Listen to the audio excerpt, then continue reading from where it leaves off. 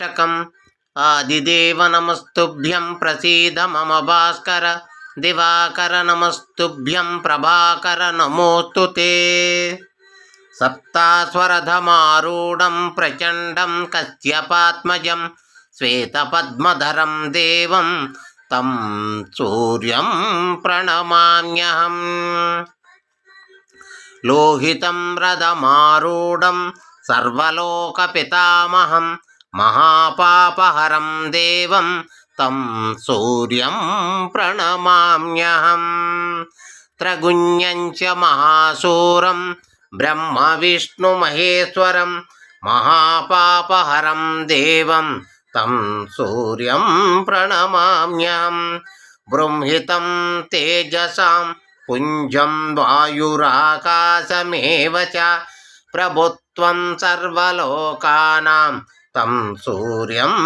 प्रणमाम्यहम् बन्दूकपुष्पसङ्काशं हरकुण्डलभूषितम् एकचक्रधरं देवं तं सूर्यं प्रणमाम्यहम् विश्वेश्वं विश्वकर्तारं महातेजः प्रदीपनं महापापहरं देवं तं सूर्यं प्रणमाम्यहम् श्रीविष्णुं जगतां नादविज्ञानं मोक्षदं